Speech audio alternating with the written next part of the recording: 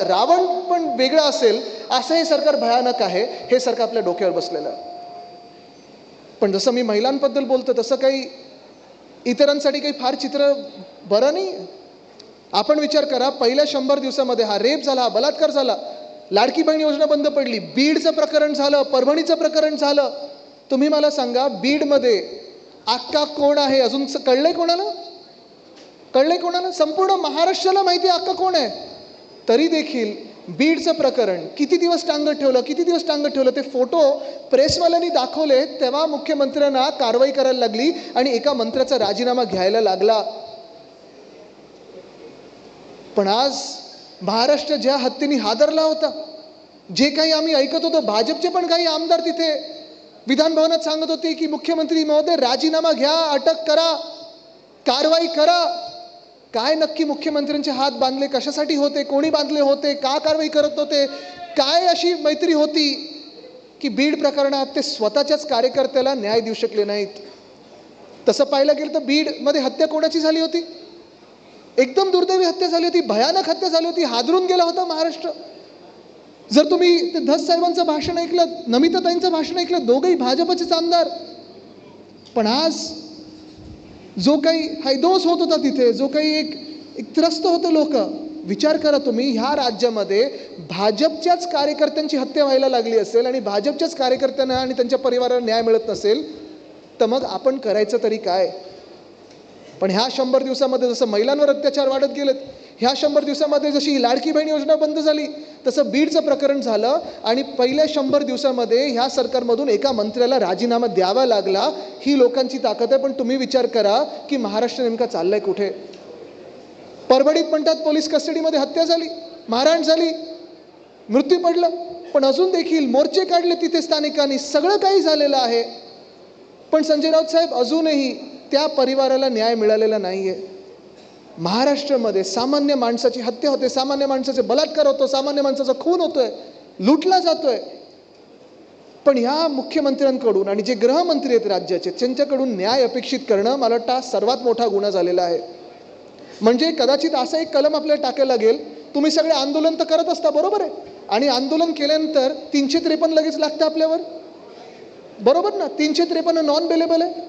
त्याच्याहूनही non bailable offence आता दुसरं झालेलं आहे. तो गुन्हा असा आहे की तुम्ही मुख्यमंत्र्यांकडून न्यायाची अपेक्षा करा, तुमच्यावर कलम टाकलंच जाईल. भयानक परिस्थिती झाली आहे. चला, बीडचं तर मी तुम्हाला सांगितलं, तुम्हाला परभणीचं सांगितलं.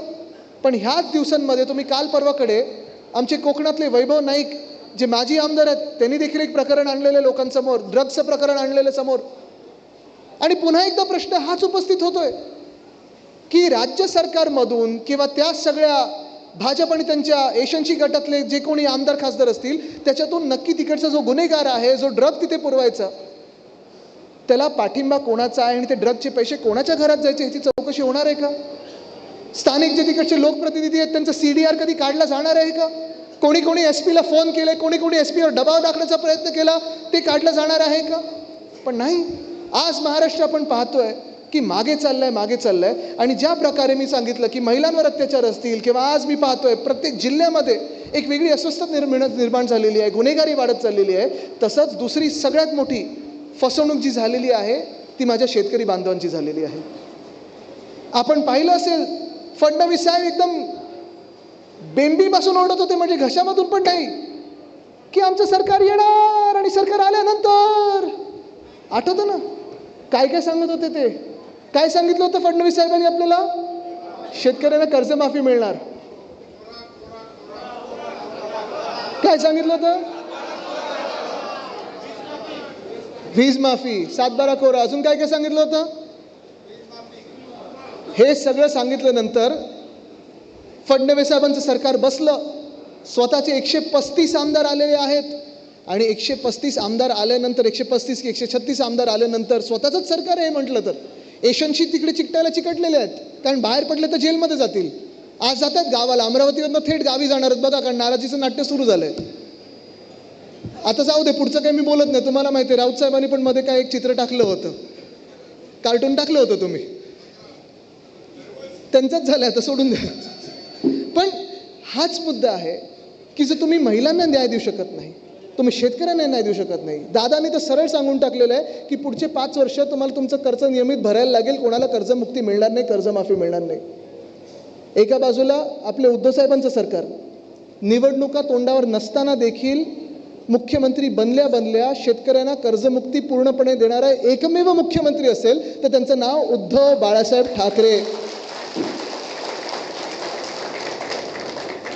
कर्जमुक्तीच काय, मला आठवतं कोविडच्या काळात देखील अर्थचक्र बंद पडलं असताना देखील जेव्हा जेव्हा शेतकऱ्यांवर कुठचंही संकट आलं असेल, मग ते केळ्यांचे असतील, आंब्याचे असतील, काजूचे असतील, संत्र्याचे असतील, छोटे मोठे सगळे जे काही शेतकरी असतील, जेव्हा जेव्हा संकट आलं, तिजोरीत किती पैसे आहेत हे न पाहता आपल्या सर्व शेतकऱ्यांना धावून मदत करणारे एकमेव मुख्यमंत्री असतील, त्यांचं नाव उद्धव बाळासाहेब ठाकरे.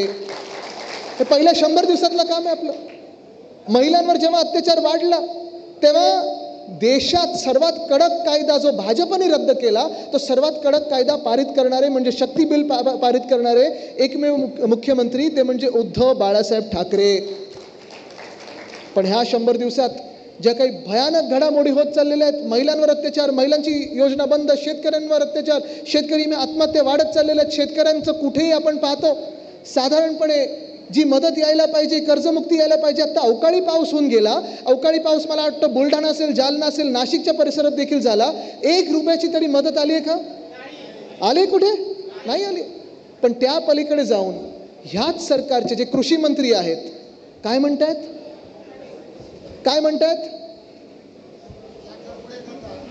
साखरपुडे करतात.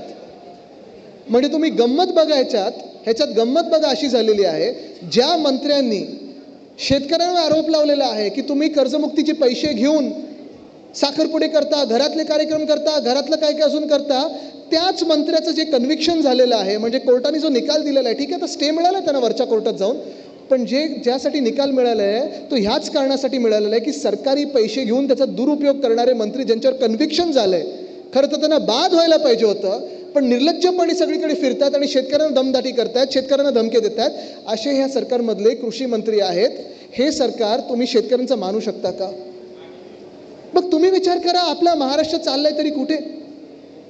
मध्यंतरीच्या काळात डॅवॉसला जाऊन आले होते मुख्यमंत्री आणि काय काय सांगितलं मुख्यमंत्र्यांनी की आता 20 लाख कोटी 15 लाख कोटी केवढी तरी गुंतवणूक या महाराष्ट्रात आलेली आहे. एवढी गुंतवणूक खरोखर जर राज्यात आली असती तर जो तिजोरीचा बट्ट्याबोळ झालेला आहे, आज तिजोरीमध्ये घंटाजी वाजते की काहीच नाही आमच्या तिजोरीमध्ये, ते झालं असतं का परिस्थिती? एका बाजूला महिलांची योजना बंद, दुसऱ्या बाजूला शेतकऱ्यांची जी काही कर्जमुक्ती होती किंवा मदत होती ती बंद. मी तुम्हाला पुन्हा एकदा त्याच विषयावर का आणतोय? कारण हे अनेक विषय तुमच्या अवतीभोवती आणतील, जे आवाज करतील, अवतीभोवती आणतील, जे तुम्हाला वेगळं चित्र दाखवतील की बघा आपला कुठे महाराष्ट्र चाललाय.